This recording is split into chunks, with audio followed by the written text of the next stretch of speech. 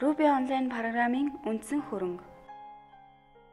Үндсэн хөрөнгийн худалдан авалт, гүйлгээ бүртгэх цонхны дараалал бүх цонхууд дээр ижил байдаг. Ингээд 1-р гүйлгээ 3 сарын 1-нд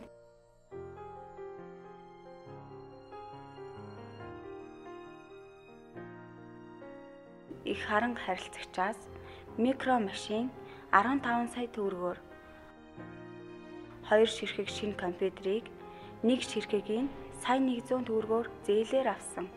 Худалдан авсан үнэнд нь нэмэгдсэн өртгийн албан татвар орсон.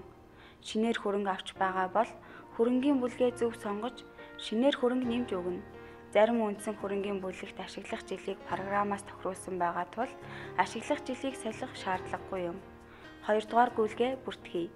Үндсэн хөрөнгийн дотоод хөдөлгөөн цонх.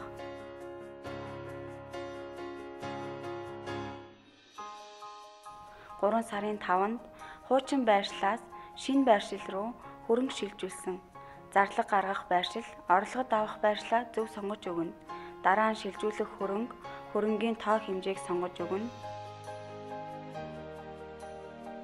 3-р гүйлгээ. Үндсэн хөрөнгийн илэгдэл тооцох. Илэгдэл тооцох саруудаа чеклэж, хадгалах товчийг дарахад зардлыг хуваарлах цонх гарч ирвэл тохиргоогоо хийж хадгална. Хэрэг тухайн цонх гарч ирэхгүй бол өмнө нь тохируулсан дансны шууд хуваарлагдсан байна. 4-р гүйлгээ. Үндсэн хөрөнгийн зарлага. 3 сарын 31-нд 1 ширхэг Acer компьютерийг актлаж зардалд тооцов. Бүртгэлтэй байгаа актлах хөрөнгө сонгож өгнө. Үндсэн хөрөнгийг зардал тооцоход өртгөөрөө тооцох бөгөөд тоо хэмжээний хувьд сонголт хийж өгнө. 5-р гүйлгээ. Үндсэн хөрөнгийн борлуулалт.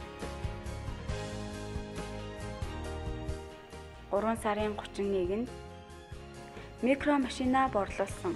Харилцахад мөнгө орж ирсэн.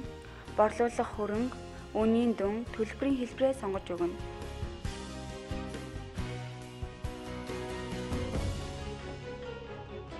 Ингээд үндсэн хөрөнгөтэй холбоотой ажил гүйлгээгээ тайлангуудаас харъя.